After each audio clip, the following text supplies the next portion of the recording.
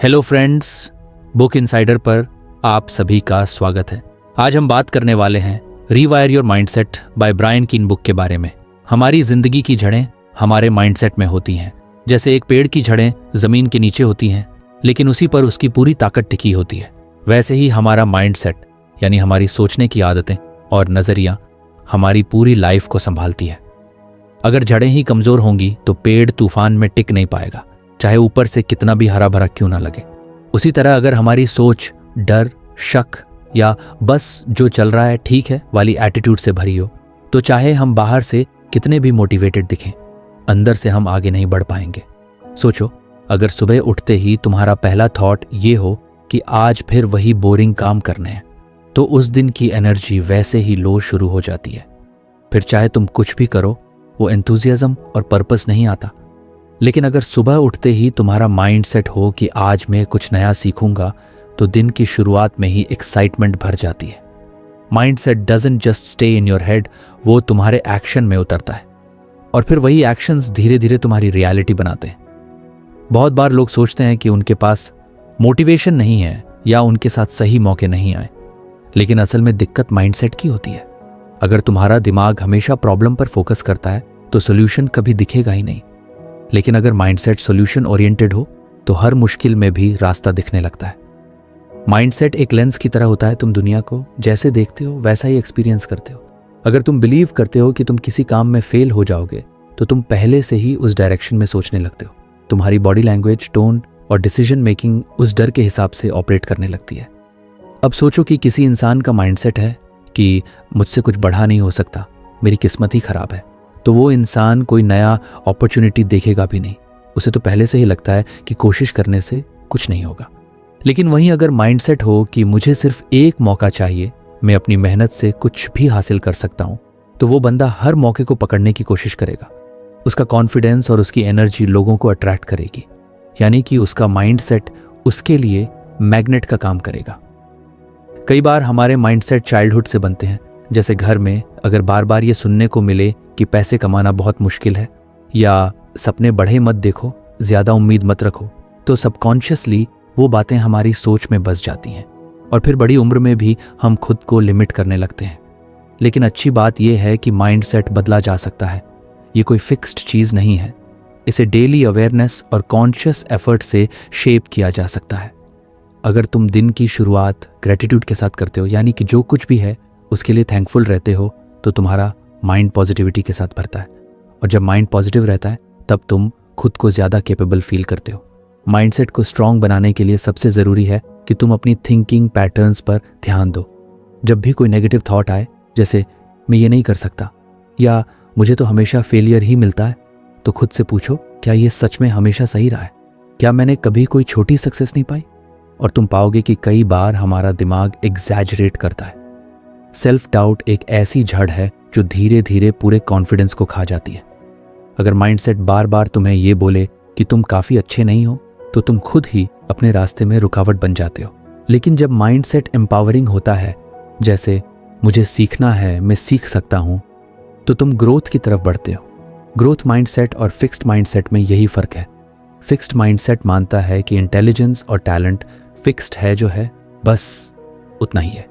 लेकिन growth mindset believe करता है कि प्रैक्टिस, लर्निंग और एफर्ट से इंसान खुद को अपग्रेड कर सकता है। इमेजिन करो कि तुम्हारे सामने दो रास्ते हैं, एक कंफर्ट जोन वाला जहां सब फैमिलियर है लेकिन कोई ग्रोथ नहीं, और दूसरा चैलेंज वाला जहां डर भी है लेकिन मौका भी। अब तुम किस माइंडसेट से चुनोगे? अगर तुम्हारा माइंडसेट डर से भरा है तो तुम पहले रास्ते को चुनोगे, चलो जो चल रहा है वही ठीक है। लेकिन अगर माइंडसेट स्ट्रांग है तो तुम कहोगे, मुझे रिस्क लेना है, क्योंकि बिना रिस्क के रिवॉर्ड नहीं आता। और ऐसे ही माइंडसेट तुम्हें वहां तक ले जाता है जहां तुम कभी सोच भी नहीं सकते थे।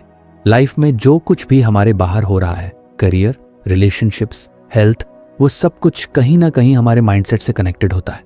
अगर माइंडसेट नेगेटिव है तो हम हर बात में कमी ढूंढते हैं, हर रिश्ते में शक करते हैं, हर काम में डाउट रखते हैं। लेकिन पॉजिटिव और ग्रोथ माइंडसेट वाला इंसान हर चीज में एक लेसन देखता है। वो फेलियर को भी फीडबैक मानता है और रिजेक्शन को रीडायरेक्शन की तरह लेता है। माइंडसेट को सही करने का एक और तरीका है अपने आसपास के लोगों को ऑब्जर्व करना। अगर तुम ऐसे लोगों के साथ रहते हो जो हर बात में कंप्लेन करते हैं, डरते हैं या रिस्क नहीं लेते, तो तुम्हारा दिमाग भी वैसा ही सोचने लगेगा। लेकिन अगर तुम ऐसे लोगों से जुड़ते हो जो इंस्पायर्ड हैं, जो हर चीज़ में पॉसिबिलिटी देखते हैं, तो तुम भी वैसे ही बनने लगते हो। ये साइंटिफिकली भी प्रूवन है कि हमारे आसपास के 5 लोगों का असर हमारी सोच पर सीधा पड़ता है। हर दिन अपने माइंड को नरिश करना ज़रूरी है, जैसे शरीर के लिए खाना ज़रूरी है। अगर आपको हमारी फ्री समरी अच्छी लगती है तो आप हमारे चैनल को सब्सक्राइब कर सकते हैं, हमारी मेंबरशिप खरीद सकते हैं या हमें UPI के थ्रू सपोर्ट कर सकते हैं। अब समरी पर वापस चलते हैं। वैसे ही माइंडसेट के लिए सही थॉट्स और हैबिट्स ज़रूरी हैं। पॉजिटिव बुक्स पढ़ो, अच्छे पॉडकास्ट सुनो और सबसे ज़रूरी अपने आप से पॉजिटिव कॉन्वर्सेशन करो। सेल्फ टॉक को अंडर एस्टिमेट मत करो। जो बातें तुम खुद से बोलते हो वही सबसे गहरी असर डालती हैं। तो अगर तुम अपने अंदर रूटेड माइंडसेट को बदलना चाहते हो तो सबसे पहले अवेयरनेस लाओ, नोटिस करो कि तुम कैसे सोचते हो। फिर कॉन्शियसली अपने वर्ड्स और बिलीफ्स को पॉजिटिव डायरेक्शन में शिफ्ट करो। डर को रिकॉग्नाइज करो लेकिन उसे डोमिनेट मत करने दो। डाउट को ऑब्जर्व करो लेकिन उसे डिसाइड मत करने दो। माइंडसेट की ताकत इतनी है कि अगर तुम उसे सही दिशा में लगाओ तो एवरेज टैलेंट के साथ भी एक्स्ट्रॉर्डिनरी लाइफ जी सकते हो, और अगर माइंडसेट गलत दिशा में जाए तो हाई टैलेंट भी वेस्ट हो जाता है। इसलिए अपने अंदर की उस इनविजिबल झड़ को रोज थोड़ा थोड़ा पानी देना शुरू करो, सही सोच के साथ, सही एनर्जी के साथ, और फिर देखो कैसे तुम्हारी लाइफ भी अंदर से मजबूत और बाहर से चमकदार बनती चली जाएगी। माइंडसेट कोई मैजिक ट्रिक नहीं है, ये एक एवरीडे प्रैक्टिस है। तुम्हें खुद से कमिटमेंट करना होगा कि हर दिन मैं अपने सोचने के तरीके को थोड़ा बेहतर बनाऊंगा। और यकीन मानो, जब माइंडसेट स्ट्रांग हो जाता है तो जिंदगी में आने वाली सबसे बड़ी आंधियां भी तुम्हें नहीं हिला पाती। तुम रूटेड रहते हो, ग्राउंडेड रहते हो और साथ ही ऊंचाई की ओर भी बढ़ते रहते हो। यही माइंडसेट की असली पावर है। हम में से ज्यादातर लोग जब अपनी जिंदगी में कोई परेशानी या रुकावट महसूस करते हैं तो सबसे पहले बाहर किसी वजह को जिम्मेदार ठहराते हैं। कभी हालात को, कभी दूसरों को, कभी अपनी किस्मत को। मेरे पास पैसे नहीं थे इसलिए मैं कुछ बड़ा नहीं कर पाया। मेरे पेरेंट्स ने मुझे सपोर्ट नहीं किया, मुझे सही मौके नहीं मिले, या लोग मुझे समझते ही नहीं हैं। ये सब बातें सुनने में सच्ची लगती हैं, लेकिन यही सोच हमें अपनी जगह पर रोक देती है। ब्रायन कीन की किताब हमें सीधा और सच्चा मैसेज देती है। अगर जिंदगी को बदलना है तो सबसे पहले खुद की पूरी जिम्मेदारी लेनी होगी। रेडिकल ओनरशिप का मतलब है नो ब्लेमिंग, नो एक्सक्यूजेस, सिर्फ एक्शन और अकाउंटेबिलिटी। जब तुम रेडिकल ओनरशिप लेते हो तो तुम ये मान लेते हो कि तुम्हारी जिंदगी में जो कुछ भी हो रहा है, अच्छा या बुरा, उसके लिए अल्टीमेटली तुम खुद जिम्मेदार हो। इसका मतलब ये नहीं कि अगर तुम्हारे साथ कुछ गलत हुआ है तो तुम गलत हो, बल्कि इसका मतलब ये है कि अब उस गलत के बाद तुम्हारा अगला कदम क्या होगा वो पूरी तरह तुम्हारे हाथ में है। तुम्हारे माइंडसेट, तुम्हारे डेली हैबिट्स और तुम्हारी फ्यूचर विजन को कोई और नहीं चला रहा, सिर्फ तुम। मान लो किसी ने तुम्हारे साथ धोखा किया या फिर तुम्हें जॉब से निकाल दिया गया। तुम चाहो तो उस इंसान या सिचुएशन को ब्लेम कर सकते हो, सालों तक उसी फ्रस्ट्रेशन में रह सकते हो। लेकिन अगर तुम रेडिकल ओनरशिप लेते हो तो तुम खुद से ये सवाल पूछते हो, अब मुझे क्या करना है, इससे बाहर कैसे निकलना है, मैं इस पेन को कैसे पावर में बदल सकता हूं। यही सवाल तुम्हारी लाइफ को एक नई डायरेक्शन देते हैं। ओनरशिप लेने का मतलब है खुद की थिंकिंग पर पूरा कंट्रोल लेना। बहुत से लोग ये मानते हैं कि उनके इमोशंस अनकंट्रोलेबल हैं। मैं गुस्सैल हूं, मुझे तो वैसे ही एंग्जाइटी रहती है, मैं चीज़ों को बहुत पर्सनली लेता हूं। ये सब एक्सक्यूजेस बन जाते हैं। लेकिन जब तुम ओनरशिप लेते हो तो तुम मानते हो कि तुम्हारे इमोशंस तुम्हारी रिस्पॉन्सिबिलिटी है। तुम प्रैक्टिस करते हो काल्म रहना, क्लैरिटी से सोचना और सोच समझकर डिसीजंस लेना। हर दिन हम छोटे छोटे चॉइसेस लेते हैं, सुबह जल्दी उठना या स्नूज करना, हेल्थी खाना या जंक खाना, काम पर फोकस करना या डिस्ट्रैक्शंस में टाइम वेस्ट करना। ये छोटी चॉइसेस ही हमारी जिंदगी की बड़ी पिक्चर बनाती हैं। रेडिकल ओनरशिप का मतलब है कि तुम हर एक चॉइस को कॉन्शियसली लेने लगते हो। तुम एक्सक्यूजेस नहीं बनाते बल्कि हैबिट बनाते हो। बहुत से लोग अपने पास्ट को अपनी प्रेजेंट डिसीजंस पर हावी कर देते हैं। मेरे साथ पहले ये हुआ था इसलिए मैं ऐसा हूं। लेकिन रेडिकल ओनरशिप कहती है कि भले ही तुम्हारा पास्ट जैसा भी रहा हो, तुम्हारा फ्यूचर अभी तुम्हारे हाथ में है। तुम डिसाइड कर सकते हो कि अब से तुम अपनी लाइफ कैसे जीना चाहते हो। तुम अपने पेन को अपने पैशन में बदल सकते हो। तुम्हारी कहानी का अगला चैप्टर तुम्हारे एक्शन से लिखा जाएगा, ना कि तुम्हारे पास्ट से। ओनरशिप लेने का मतलब है अपनी प्रायोरिटीज को क्लियरली समझना। बहुत बार हम कहते हैं कि मेरे पास टाइम नहीं है, लेकिन सच तो ये है कि हम टाइम नहीं बनाते क्योंकि वो काम हमारी प्रायोरिटी में नहीं है। जब तुम रेडिकल ओनरशिप अडॉप्ट करते हो तो तुम एक्सक्यूजेस से निकलकर ट्रूथ को फेस करते हो। अगर ये चीज़ मेरे लिए इंपॉर्टेंट है तो मैं इसके लिए टाइम बनाऊंगा। और जब तुम ऐसा करते हो तो तुम्हारी सेल्फ रिस्पेक्ट भी बढ़ने लगती है। रेडिकल ओनरशिप तुम्हें एम्पावर करता है। जब तुम समझते हो कि कोई तुम्हें बचाने नहीं आ रहा, कि तुम्हें ही अपनी जिंदगी की रिस्पॉन्सिबिलिटी लेनी है, तो तुम मजबूत बनने लगते हो। तुम छोटी बातों से अपसेट होना छोड़ देते हो क्योंकि अब तुम विक्टिम नहीं, क्रिएटर बन चुके हो। अब तुम्हारा ध्यान प्रॉब्लम पर नहीं बल्कि सोल्यूशन पर होता है। ये ओनरशिप रिलेशनशिप्स में भी उतनी ही ज़रूरी है। अगर कोई रिश्ता खराब हो रहा है तो ब्लेमिंग से कुछ नहीं बदलता। ओनरशिप का मतलब है अपनी गलती को एक्सेप्ट करना, कम्युनिकेशन बेटर करना और ये देखना कि मैं क्या कंट्रीब्यूट कर रहा हूँ, पॉजिटिव या नेगेटिव। जब दोनों लोग ओनरशिप लेते हैं तभी रिलेशनशिप ग्रो करता है। ब्रायन कीन ये भी बताते हैं कि रेडिकल ओनरशिप लेना आसान नहीं होता, लेकिन यही असली फ्रीडम देता है। जब तुम खुद के एक्शंस, थॉट्स और गोल्स की जिम्मेदारी लेते हो तो तुम्हें किसी के सामने जस्टिफाई नहीं करना पड़ता। तुम अपने फैसलों के मालिक बन जाते हो और ये सेंस ऑफ कंट्रोल तुम्हें स्टेबिलिटी और क्लैरिटी देता है। एक और पावरफुल एस्पेक्ट है लॉन्ग टर्म विजन की ओनरशिप लेना। बहुत लोग सिर्फ डेली सर्वाइवल में उलझे रहते हैं। आज क्या करना है, आज क्या पहनना है, आज क्या खाना है। लेकिन रेडिकल ओनरशिप का मतलब है कि तुम अपने 5 साल 10 साल बाद की पिक्चर भी देख रहे हो। तुम सोच रहे हो कि मैं कहाँ पहुँचना चाहता हूँ, मैं कौन बनना चाहता हूँ, मुझे क्या लेगेसी छोड़नी है, और फिर तुम अपनी डेली एक्शंस को उसी विजन से अलाइन करते हो। बहुत बार हम अपने कंफर्ट जोन में रहकर खुद को सेफ समझते हैं, लेकिन रेडिकल ओनरशिप का एक मतलब ये भी है कि तुम डिस्कम्फर्ट को एक्सेप्ट करो क्योंकि ग्रोथ वहीं होती है। जब तुम टफ कॉन्वर्सेशंस फेस करते हो, जब तुम डिसिप्लिन चूज करते हो instead of short term pleasure, जब तुम हार्ड ट्रूथ से भागते नहीं, तब तुम एक पावरफुल इंसान बनते हो। ये जर्नी एक दिन में पूरी नहीं होती। ओनरशिप लेना एक हैबिट है जो प्रैक्टिस से बिल्ड होती है। जब तुम रोज अपने चॉइसेस पर ध्यान देने लगते हो, जब तुम एक्सक्यूजेस के बजाय एक्शंस पर फोकस करते हो, जब तुम ब्लेम करने के बजाय रिफ्लेक्ट करते हो, तब तुम्हारी जिंदगी में क्लैरिटी और मोमेंटम आता है। तो अगली बार जब कुछ गलत हो, जब कोई सेटबैक आए, जब चीजें तुम्हारे फेवर में न जाएं, तो पॉज करना और खुद से पूछना, मैं इसमें क्या जिम्मेदारी ले सकता हूं, मैं अब क्या कर सकता हूं, मैं इससे क्या सीख सकता हूं। और जैसे जैसे तुम इन सवालों के जवाब देने लगोगे, वैसे वैसे तुम अपने आप को एक नए पावरफुल वर्जन में देखना शुरू करोगे। रेडिकल ओनरशिप एक बार का डिसीजन नहीं है, ये रोज का कमिटमेंट है। हर सुबह उठकर खुद से कहना, मेरी लाइफ मेरी जिम्मेदारी है, मैं कोई बहाना नहीं बनाऊंगा, मैं खुद को अपग्रेड करूंगा और एक ऐसी जिंदगी बनाऊंगा जिस पर मुझे गर्व हो। और जब तुम इस माइंडसेट से जीने लगोगे तो कोई भी सेटबैक तुम्हें तोड़ नहीं पाएगा। तुम हर बार वापस खड़े हो जाओगे और स्ट्रॉन्गर बनकर उभरोगे। यही रेडिकल ओनरशिप का असली मतलब है, अपनी जिंदगी को दूसरों के हाथ में छोड़ने के बजाय खुद उसका ड्राइवर बन जाना। जिंदगी में कोई भी बड़ा बदलाव तब तक मुमकिन नहीं होता जब तक हम खुद को ठीक से पहचान नहीं लेते। खुद को जानना, समझना और अपनी सोच को ऑब्जर्व करना ही असली सेल्फ अवेयरनेस है। ये कोई अचानक मिलने वाली चीज नहीं होती, ये धीरे धीरे प्रैक्टिस के साथ आती है। जब हम अपने थॉट पैटर्न्स को नोटिस करना शुरू करते हैं, खासकर वो जो हमें अंदर से कमजोर करते हैं, तब ट्रांसफॉर्मेशन की जर्नी शुरू होती है। हम में से कई लोग अपनी लाइफ में स्टक फील करते हैं, ना कुछ नया करने का मन होता है, ना पुराने से सेटिस्फैक्शन मिलता है। ऐसे में हम सोचते हैं कि शायद बाहर कुछ बदलने से सब ठीक हो जाएगा, जैसे जॉब चेंज करना, लोकेशन बदलना या लोगों से दूरी बनाना। लेकिन असली बदलाव बाहर नहीं, अंदर से शुरू होता है और उसका पहला कदम होता है खुद को देखना बिना जजमेंट के। मान लो कि कोई इंसान बार बार ये सोचता है कि मैं तो कभी सक्सेसफुल नहीं हो सकता या मेरे साथ ही हमेशा बुरा क्यों होता है।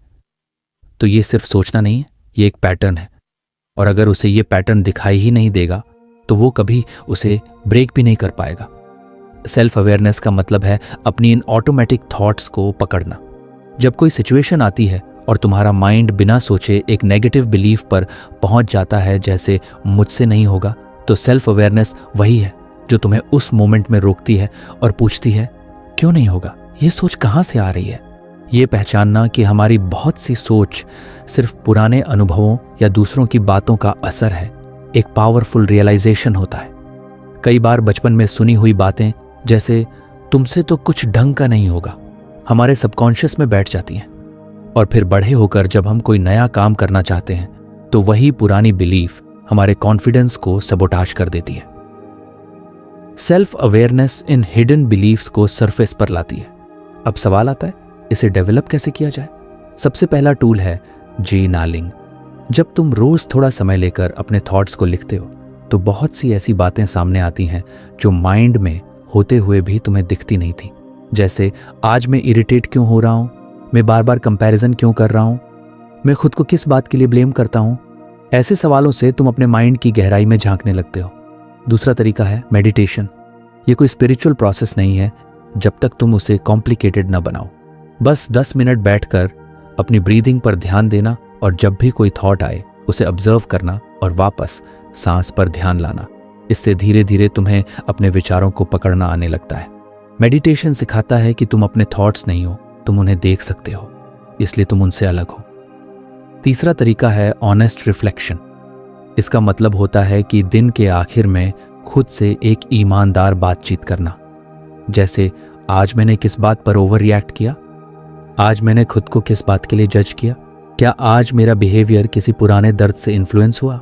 जब हम खुद से इस तरह के सवाल पूछते हैं तो ट्रूथ सामने आता है, और जब सच दिखता है तभी बदलाव की शुरुआत होती है। ट्रांसफॉर्मेशन कोई फैंसी वर्ड नहीं है। इसका मतलब है खुद में ऐसा बदलाव लाना जो सिर्फ बाहर से नहीं, अंदर से हो। लेकिन वो बदलाव तब तक टिकाऊ नहीं होता जब तक वो अवेयरनेस से नहीं आया हो। सोचो, अगर किसी ने सिर्फ मोटिवेशन वीडियो देखकर अगले दिन से 5 बजे उठना शुरू कर दिया, लेकिन अंदर ही अंदर उसे लगता है कि मैं डिसिप्लिन्ड नहीं हूं, तो वो हैबिट ज्यादा दिन नहीं टिकेगी। क्यों? क्योंकि उसकी अंदर की बिलीफ अभी भी वही पुरानी है। लेकिन अगर वो पहले अपने अंदर की उस लिमिटिंग बिलीफ को पहचाने और कहे कि शायद मैं अब तक डिसिप्लिन्ड नहीं था लेकिन मैं बदल सकता हूं, तो उस अवेयरनेस से नया बिहेवियर पैदा होगा जो लंबे समय तक टिक सकता है। सेल्फ अवेयरनेस हमें खुद की स्टोरी रीराइट करने का मौका देती है। पहले जो भी हम मानते थे, मैं शाय हूं, मैं लेजी हूं, मैं अनलकी हूं, वो सब सिर्फ पुराने एक्सपीरियंसेस की इंटरप्रिटेशन थी। लेकिन जब तुम अवेयरनेस के साथ सोचते हो तो खुद से कहते हो, क्या सच में मैं ऐसा हूं या मैंने ये सिर्फ मान लिया है? यही सवाल अंदर की जंजीरें तोड़ते हैं। सेल्फ अवेयरनेस अनकंफर्टेबल भी हो सकती है। जब हमें दिखता है कि हमारी कुछ हैबिट्स हमें नुकसान पहुंचा रही हैं या हम बार बार उन्हीं टॉक्सिक पैटर्न्स में फंसते हैं, तो शुरू में गिल्ट आता है। लेकिन ये गिल्ट हमेशा नेगेटिव नहीं होता। अगर उसे ठीक से हैंडल किया जाए तो वो चेंज के लिए फ्यूल बन सकता है। बस ज़रूरी है कि हम खुद को जज ना करें, बल्कि कंपैशन के साथ समझें। कई लोग सोचते हैं कि अवेयरनेस से क्या होगा, काम तो करना पड़ता है ना। हाँ, एक्शन ज़रूरी है, लेकिन एक्शन से पहले क्लैरिटी चाहिए, और क्लैरिटी अवेयरनेस से आती है। जब तुम क्लियर हो कि तुम्हें कौन से बिलीफ से छुटकारा पाना है, कौन से इमोशंस बार बार तुम्हें नीचे गिराते हैं और कौन से रिएक्शंस सिर्फ पुरानी कंडीशनिंग का हिस्सा है, तभी तुम उन्हें धीरे धीरे रिलीज कर सकते हो। एक और बात जो सेल्फ अवेयरनेस में बहुत मदद करती है वो है ट्रिगर्स को पहचानना। जब भी तुम किसी बात पर डिसप्रोपोर्शनेटली रिएक्ट करते हो, जैसे छोटी सी बात पर बहुत ज़्यादा गुस्सा आना या रिजेक्शन से बहुत हर्ट फील करना, तो वहाँ कुछ दबा हुआ बिलीफ होता है। अवेयरनेस से तुम समझ पाते हो कि ट्रिगर सिर्फ बहाना है, असली रीज़न अंदर कहीं और है। और जब तुम उस रूट रीज़न को हील करते हो तब बिहेवियर अपने आप बदलने लगता है। सेल्फ अवेयरनेस का मतलब है अपनी भावनाओं को दबाना नहीं, बल्कि उन्हें समझना। अगर तुम उदास हो तो खुद से पूछो, मैं किस बात से हर्ट हुआ हूं? क्या मैं किसी चीज को लेकर इनसिक्योर फील कर रहा हूं? जब तुम इमोशन को नेम कर पाते हो तो वो तुम्हारे ऊपर से पावर खो देता है, वरना हम इमोशन से कंट्रोल हो जाते हैं और रिएक्शन मोड में चले जाते हैं। जिंदगी में जो भी मीनिंगफुल चेंज आता है वो अवेयरनेस से ही आता है, चाहे वो वेट लॉस हो, रिलेशनशिप हीलिंग हो या करियर ग्रोथ। जब तक तुम खुद से कनेक्टेड नहीं हो, तुम बस बाहर की चीजें मैनेज करते रहोगे। लेकिन जब तुम अपने अंदर झांकते हो तो तुम खुद के साथ अलाइंड एक्शंस लेना शुरू करते हो। तब तुम रिएक्ट नहीं करते, रिस्पॉन्ड करते हो, और यही इंटरनल शिफ्ट तुम्हें धीरे धीरे बाहर के रिजल्ट्स भी देता है। सेल्फ अवेयरनेस एक जर्नी है, डेस्टिनेशन नहीं। कभी कभी तुम खुद को बहुत अवेयर समझते हो, लेकिन फिर कोई नया लेयर सामने आता है और लगता है कि अभी बहुत कुछ समझना बाकी है। लेकिन यही प्रोसेस ब्यूटीफुल है। खुद को हर दिन थोड़ा और डीपली जानना, थोड़ा और लविंगली एक्सेप्ट करना। तो अगर तुम सच में ट्रांसफॉर्मेशन चाहते हो, एक ऐसा बदलाव जो टेम्पोररीली नहीं परमानेंटली हो, तो सबसे पहले अपने अंदर की आवाज़ सुनो। वो आवाज़ जो तुमसे सॉफ्टली पूछती है, तुम कौन हो, तुम क्या मानते हो, क्या वो बिलीफ सच में तुम्हारे अपने हैं? और जब तुम उन सवालों के जवाब ढूंढना शुरू करते हो, तब तुम खुद को बदलना नहीं, खुद को पाना शुरू करते हो। यही सेल्फ अवेयरनेस है और यही ट्रांसफॉर्मेशन का पहला और सबसे ज़रूरी कदम। अक्सर हम सोचते हैं कि किसी काम को करने के लिए हमें पहले मोटिवेशन चाहिए होता है। Instagram reels, YouTube videos, energetic speeches, ये सब देखकर कुछ देर के लिए जोश ज़रूर आता है, लेकिन वो जोश ज़्यादा देर टिकता नहीं है। सुबह एक मोटिवेशनल वीडियो देखकर जिम जाने का मूड बनता है, लेकिन अगले दिन जब नींद आ रही होती है या मौसम सुस्त होता है, तो वही मोटिवेशन गायब हो जाता है। यहीं पर असली ट्रूथ सामने आता है। मोटिवेशन पर भरोसा करना एक बहुत ही अनरिलायबल तरीका है किसी गोल तक पहुंचने का। और इसी वजह से बुक का ये मैसेज बहुत प्रैक्टिकल और रियल है। Motivation is unreliable, structure wins. सोचो, अगर कोई इंसान हर बार केवल मोटिवेशन आने पर काम करेगा, तो वो बस इंतजार करता रहेगा कि कब उसका मन करे, और जब मन ना करे तब एक्सक्यूजेस रेडी हो जाते हैं। आज थोड़ा थक गया हूं, कल से पक्का शुरू करूंगा, आज मूड नहीं बन रहा। और इस तरह मोटिवेशन बेस्ड अप्रोच धीरे धीरे उसे वहीं रोक देती है जहां वो था।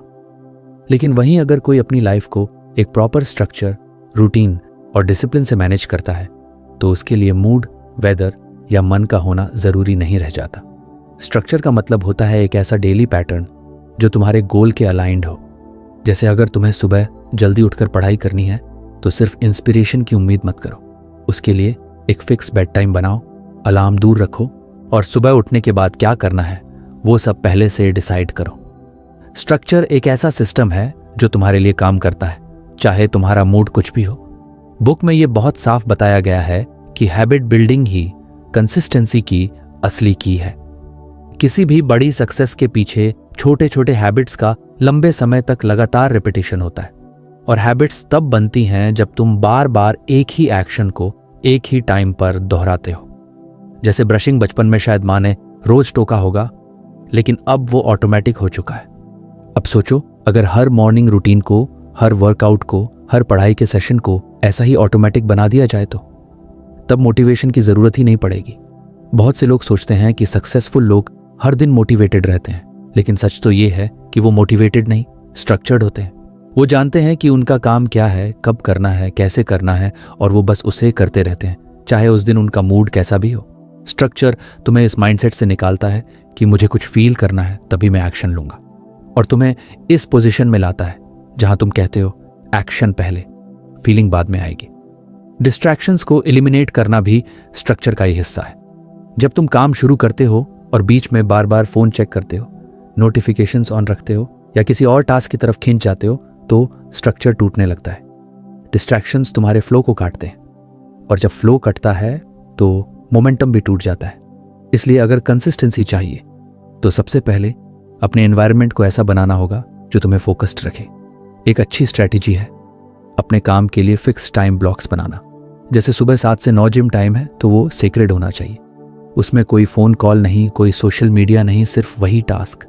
इसी तरह पढ़ाई, राइटिंग, मेडिटेशन या जो भी तुम्हारा गोल है, उसके लिए एक डेडिकेटेड डिस्ट्रैक्शन फ्री स्पेस और टाइम स्ट्रक्चर करना ज़रूरी है। स्ट्रक्चर बोरिंग लग सकता है, लेकिन लॉन्ग रन में वही सबसे ज़्यादा फ्रीइंग होता है, क्योंकि जब तुम्हारी डेली लाइफ स्ट्रक्चर्ड होती है तो तुम डिसीजन फैटीग से बचते हो।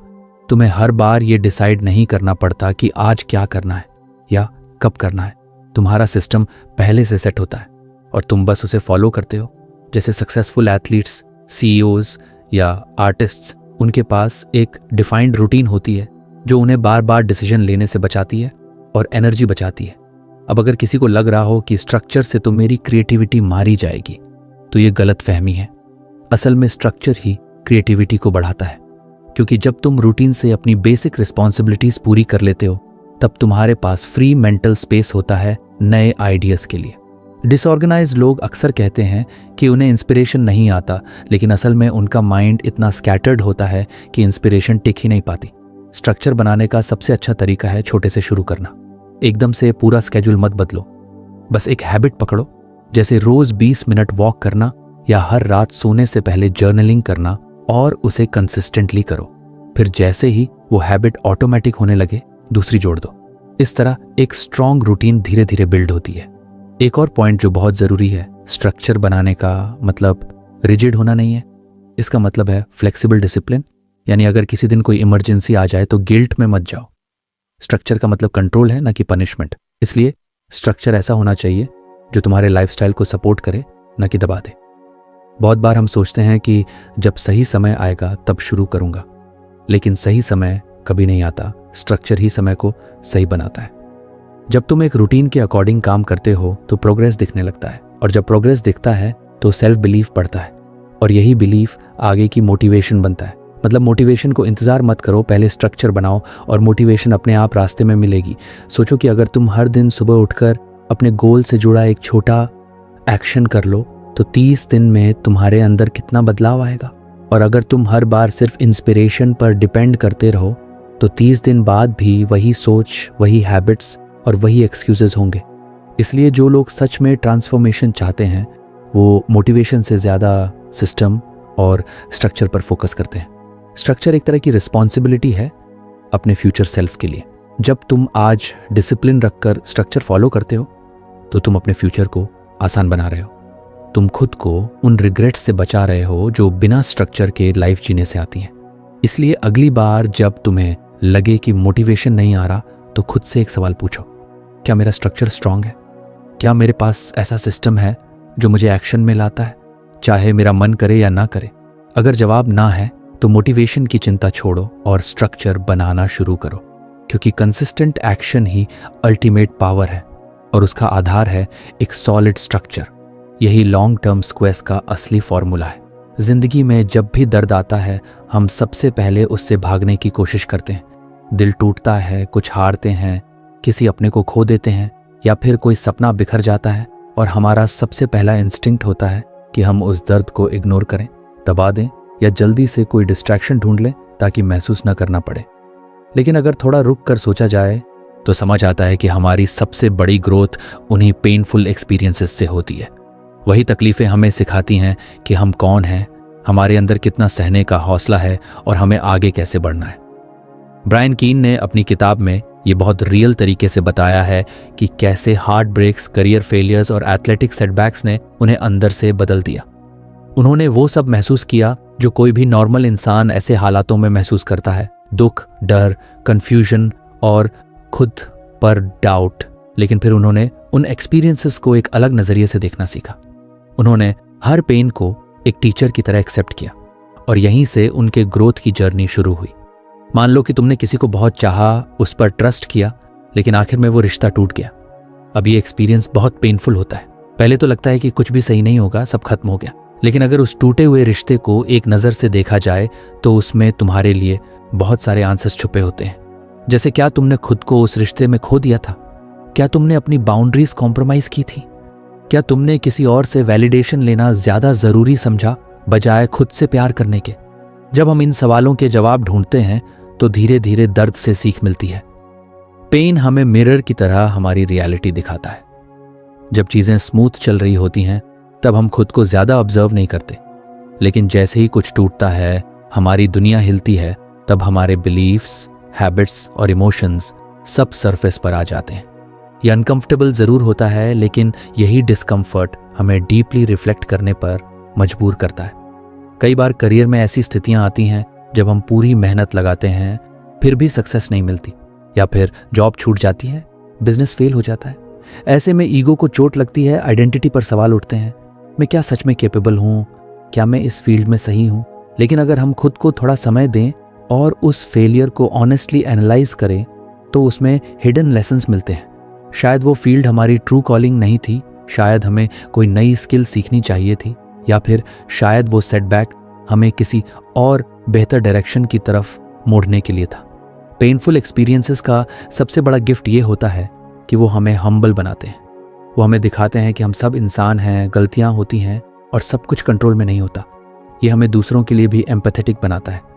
जब तुम खुद दर्द से गुजरे होते हो तब तुम दूसरों के दर्द को भी बेहतर समझ पाते हो। तुम्हारा नज़रिया जजमेंटल नहीं, समझदारी वाला बनता है। पेन से भागने के बजाय अगर हम उसे फेस करें, उसे फुली फील करें, तो हीलिंग भी शुरू होती है। बहुत से लोग अपने पेनफुल एक्सपीरियंसेस को सप्रेस करते हैं, मतलब उन्हें दबा कर रखते हैं जैसे कुछ हुआ ही नहीं। लेकिन वो दबा हुआ दर्द अंदर ही अंदर उन्हें कमज़ोर करता है। इमोशंस एक्सप्रेस करने चाहिए, रोना, लिखना, बात करना, ये सब ज़रूरी होता है। जब तुम पेन को महसूस करते हो तब ही तुम उसे रिलीज़ कर सकते हो। पेन को रिफ्रेम करना एक बहुत पावरफुल टूल है। मतलब ये नहीं कि दर्द अच्छा है, लेकिन ये कि उस दर्द में कुछ वैल्यूएबल छिपा हो सकता है। जैसे अगर किसी स्पोर्ट्स पर्सन को बार बार हार का सामना करना पड़े तो वो डिसाइड कर सकता है कि या तो हार के डर से खेलना बंद कर दे या फिर हर हार को फीडबैक की तरह लेकर खुद को इम्प्रूव करता जाए। ब्रायन कीन ने अपनी एथलेटिक फेलियर्स को इसी नज़रिए से देखा। उन्होंने देखा कि वो कहाँ गलत हो रहे थे, कहाँ उन्हें फिजिकल या मेंटल डिसिप्लिन इम्प्रूव करना था, और उसी से उनका ग्रोथ हुआ। जब भी कोई पेनफुल एक्सपीरियंस आता है तो हमें चॉइस मिलती है, या तो हम विक्टिम बनकर बैठ जाएं या फिर स्टूडेंट बनकर सीखें। विक्टिम माइंडसेट कहता है, क्यों मेरे साथ ही ऐसा होता है, मुझे अनफेयरली ट्रीट किया गया। लेकिन स्टूडेंट माइंडसेट कहता है, इससे मैं क्या सीख सकता हूँ, कैसे ये एक्सपीरियंस मुझे बेटर बना सकता है। और यकीन मानो, जब तुम इस शिफ्ट को प्रैक्टिस करते हो तो पेन तुम्हें तोड़ने के बजाय तुम्हें बना देता है। लाइफ में बहुत बार ऐसा होगा जब चीज़ें तुम्हारी प्लानिंग के मुताबिक नहीं चलेंगी। रिलेशनशिप्स टूटेंगे, लोग बदलेंगे, जॉब्स छूटेंगी, हेल्थ इश्यूज आएंगे, और ये सब पेनफुल होगा। लेकिन हर बार अगर तुम खुद से ये सवाल पूछो, इसमें से मैं कौन सी सीख ले सकता हूँ जो मुझे एक बेहतर वर्जन बना दे, तो तुम हर बार थोड़ा और वाइजर बनते जाओगे, थोड़ा और ग्राउंडेड, थोड़ा और स्ट्रांग। पेनफुल एक्सपीरियंसेस हमें पेशेंस और सरेंडर सिखाते हैं। जब कुछ भी तुम्हारे कंट्रोल में नहीं होता तब तुम्हें खुद को भरोसे के हवाले करना पड़ता है, खुद पर, प्रोसेस पर और उस हायर प्लान पर जो तुम्हें अभी शायद समझ नहीं आ रहा। यही सरेंडर तुम्हें एंग्जाइटी से दूर ले जाता है और तुम्हें अंदर से शांत बनाता है। ब्रायन कीन ने अपने पर्सनल जर्नी में यही सब महसूस किया। हार्ट ब्रेक ने उन्हें इमोशनल स्ट्रेंथ सिखाई, करियर सेटबैक्स ने उन्हें नए रास्ते दी, और एथलेटिक लॉसेस ने उन्हें डिसिप्लिन का असली मतलब समझाया। उनका मैसेज यही है, अगर तुम अपने दर्द को बस दर्द समझोगे तो वो तुम्हें तोड़ देगा, लेकिन अगर तुम उसे टीचर मानोगे तो वो तुम्हें वो सब सिखा सकता है जो कोई स्कूल या मेंटर नहीं सिखा सकता। तो फ्रेंड्स, ये थी हमारी आज की बुक समरी। आपको कैसी लगी कमेंट करके ज़रूर बताएं, और धन्यवाद आपका समरी एंड तक सुनने के लिए।